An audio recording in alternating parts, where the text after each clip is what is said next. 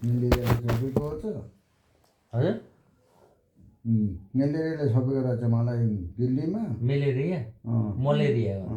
भनेको जन्डिस होइन मैले छुट्टै पनि हो जन्डिस पनि हो मिसो माछाले त उसो कुरा नगर भयो कुराहरू माछाले रोपेको हुन्छ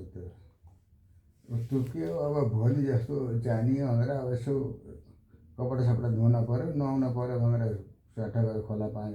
खोला आएर चिसा पानी नआएको त मलाई रातिहरू त ज्वरो आउनु थाल्यो कहाँ घर छँदै कालुङ्गामा कालुङ्गा राम्ररी अब के छ त्यही भयो भने बिहान उठेर आँटोमुख धुवाएँ आमाले यति आँटो पकाएको थिइन् कि आँटो साटो खाएर त्यहाँ त दुःख त चाहिँ आउँदाखेरि फेरि एक्लै आउनुभयो एक्लै आउनुभयो एक्लै आएँ पहिला पनि आउने जाने गरेको ए कालुङबाट जे होस् आउने जाने सबै थाहा बाटो आमा चाहिँ उही कालुङै थिइन् कि ए म त इन्डिया थियौँ हामी कि को हामीहरू नै तिनीहरू बाउ उहाँ थिए नागाल्यान्डमा बाँकी कि त्यो लुरी भई फुर्सी भई त्यहाँ त अर्की नाम त के पो बनकाली भन्ने साइलेलाई त्यहाँ त त्यहाँ त म त बिहानै उठेर आएँ त्यहाँ त आउँदाखेरि हामी बनगाउँमै थियौँ बनगाउँ कहाँ हो त्यो त कालुङमै थियौँ कालुङमा पनि थिएन उठेर चैयाँ थियो ए चोइया माइत बसेका आमाका हाम्रो मा होला आमाको माइत बस्या त्यहाँ त तिम्रो फेरि एक दुई दिन पहिल्यै बनगाउँ भयो बुढा माउलीका पैसा किराया त उनले हाल्दैन थियो होइन चोइयाबाट बनगाउँ जानु कति टाढो लाग्छ हिँडेर जाने चलन थियो त्यतिखेर त हिँडेर जान्छ त कमसेकम 1-1.5 घन्टाको छ बाटो हिँडेर जाने उतिखेर जाउँ न 1-1.5 घन्टाको बढी मात्र पनि हामी म जस्तो अहिलेसम्म 40 नागे पनि 45 नागे नि अहिले चाहिँ 1 घन्टा नि पुग्न सक्छु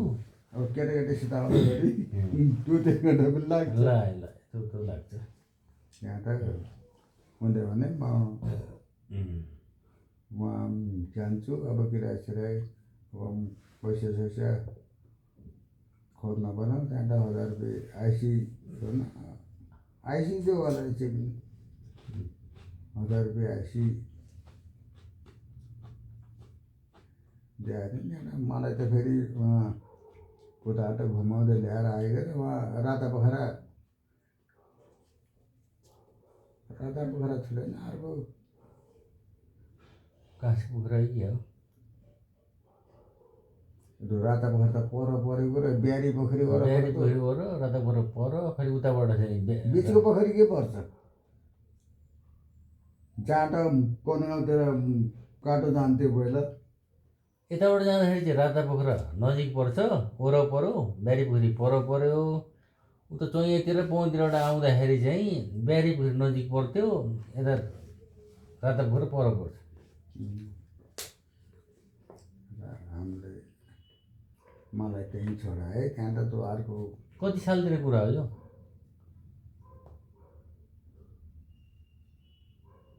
लगभग अथवा छोरछोरीको उमेर हिसाबले अड्कल गरौँ न तपाईँलाई साल भनेको त याद हुन्न मलाई थाहा छ 41-42-43 सालको कुरा हो म जन्मिँदा अगाडि म जन्मिँदा अगाडि हो र सालमा जानुभयो छोरा म 35 साल 35 साल पुस 29 गते भनेपछि मलाई बोकेर लिएर गरिसक्नु भयो त्यस पछाडिको कुरा गर्नुहोस् अलिकति अड्कल होइन तपाईँले घरै गएर अड्कल गर्नु के यताबाट जाँदा यस्तो यताबाट यो फलाना थियो भने चाहिँ अलि बुझ्छु मैले मान्छेको नाम ल्याएपछि बुझ्छु मैले मान्छे को थिएँ तपाईँ के कहाँबाट एक्लै जानुभयो कि मेरो मोबाइलमा पुग्दै सक्दैन तपाईँ चार्ज राखेको छैन चार्जै छैन तेरो मोबाइल त्यति होला नि यहाँ छ कहाँ त्यति हुने फर्केर आएको कुरा पो गरेको छु त्यही त उल्टो गरेर बिर्सिनु हो गएको त म कोही सालमा गएको थाहा पाइनँ मैले जाँदाखेरि हामीसँग आएको होइन मुसो भए हामी सँगै गएका मैले त लर 3 महिनाको लिएर गएर अरे कि आमाले भनेको कुरा चाहिँ को को थियो त्यतिखेर थाहा भएन मलाई आमाले भनेको कुरा 3 महिनाको बच्चा मलाई लिएर गएको जाँदा मैले थाहा पाइनँ नागाल्यान्डबाट फर्केर आउँदाखेरि म 4 वर्षको रहेछु मैले उल्टी गरेको बाटोबाट उल्टी गरेको त्यो गाडी गइँ गइँ त घुमेको त मैले सबै सम्झिन्छु त्यही सम्झेको कारणले चाहिँ मैले अहिले यो त्यहाँदेखि चाहिँ अहिले जिन्दगीमा गाडी चढ्दा उल्टी गरेको रेकर्डै छैन मलाई त्यो बहुत राम्रो लागिरहेको छ त्यो विषय चाहिँ गइँ गइँ घुमेको छ एउटा पाहाडको जस्तो डाँडो एउटै फनफनु जस्तो लाग्यो कि मलाई बच्चामा तर 4 वर्षको थिएँ फेरि धेरै पनि थिएन त्यति चाहिँ मलाई अध्ययन गरेर पनि मैले गएको पुष्टि गरिसकेको छु कति सालमा गएको त मलाई थाहा भएन फर्केर आएको चाहिँ 41 सालमा हो फर्केर आएको 41 सालमा भनेपछि 35 36 37 29 40 41 भनेपछि त म सायद 6 वर्षको थिएन मलाई 4 वर्ष जस्तो लाग्छ अनि नागाल्यान्डमा चाहिँ केरा खाने बेला चाहिँ तपाईँले केराको झ्यामझ्याम खाएर म बच्चै थिएँ रको चाहिँ यसरी तल फालेको त्यो बारी थियो नि त्यो मैले मजाले सम्झिन्छु भनेपछि म 4 वर्षको थिएँ त्यतिखेर र त्यसको ठ्याक्कै नजिकै जस्तो लाग्छ तर तपाईँको हिसाब किताबमा म 6 वर्ष गर्नुपर्ने रहेछु फर्केर आउँदा उल्टी गर्दा तर मलाई लाग्छ म 4 वर्षमा फर्केको कि अथवा बढी 5 नआएको थिएन त्यो महिनाको हिसाब किताब भन्दा पनि मलाई त्यस्तो लाग्छ त्यहाँदेखि त म नागाल्यान्ड जाँदै गएन पछि यसलाई गए जस्तो मात्रै भयो हो कि होइन किनकि बिजुली पनि त्यही जन्मिसकेको थिएँ म गइकन हामी कति वर्षको फरक हौँ त्यो मलाई थाहा भएन बिजुली भनेको मेरो कान्छी भयो बिजुली त पहिले जन्मिसकेको र बिजुलीले ज्यादा त आएको गरेर पन्ध्रमा त्यो 41 सालमा हामीहरू आउँदाखेरि त्यो बिजुलीले लिएर आएको त हिँडेर आएको अब गाडीमा आउनुछ भने त गाडीले ल्यायो उसको बादमा बाउले तँलाई हातमा छोपेर हिँडाल्ने बिजुली लामाले काखमा ल्याउने मैले अब त्यति एउटा भरि अब नाचेँ बाँकी घरि त बनाउने चलन फेरि गीत गाउँ राख्न पनि चलन थियो है त्यतिखेर बाँकी सामान मैले पुगेको थिएँ यत्रैसित त्यो लालगढी थाना चाहिँ नआउँदाखेरि कति आउँछ र दुःख आउने भन्थे बुझेँ तर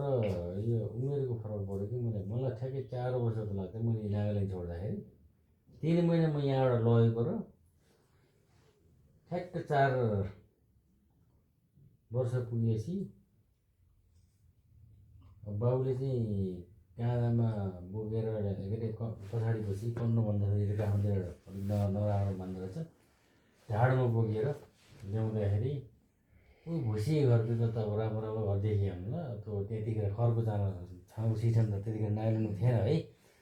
भुसीको छानो यताउता भन्नु यसो यसो गरेँ मलाई यो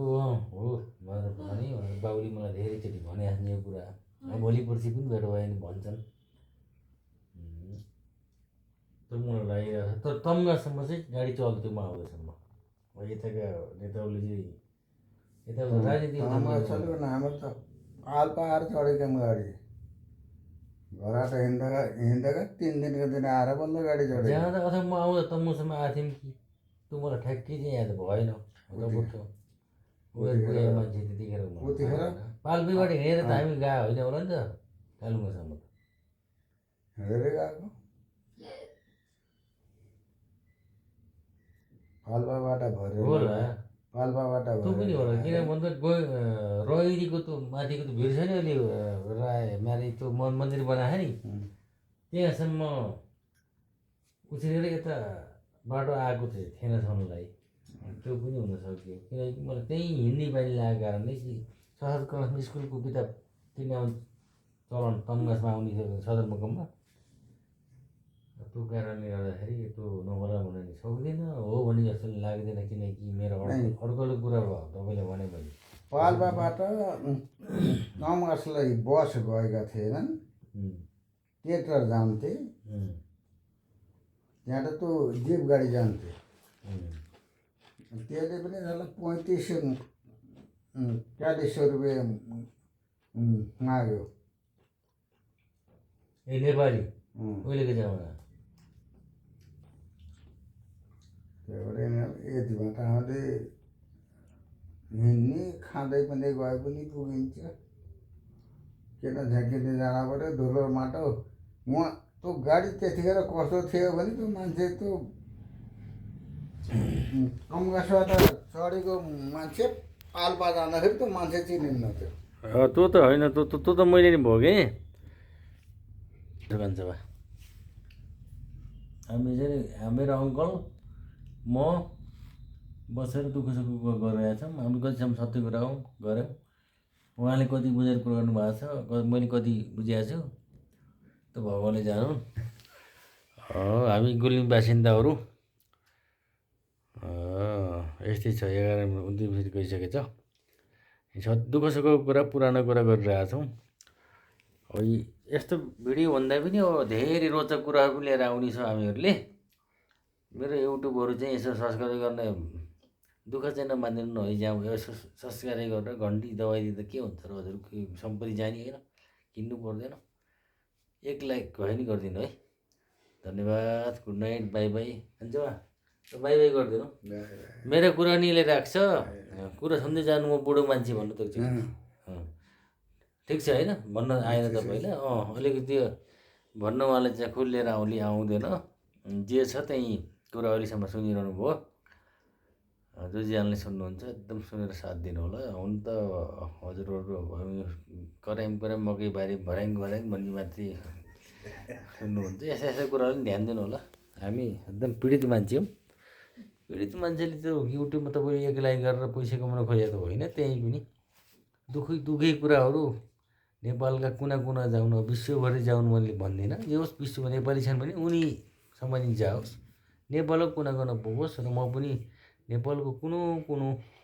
कुनाकानी धाएर अनुसन्धान गर्न चाहिँ चाहन्छु किनकि एउटा बाध्यताले मलाई चाहिँ एउटा सेनामाको जाहेरी खाएको छु म घुम्न होइन यसको लागि सोच्छु म हरेक नेपालीलाई भेट्ने इच्छा छ अझ यहीँ कान्छाबाको उमेर हुँदासम्म चाहिँ म सबै तपाईँहरूको गाउँमा घुम्न सक्छु धन्यवाद नमस्ते कान्छाबा नमस्ते भन्दै म बिदा भएँ।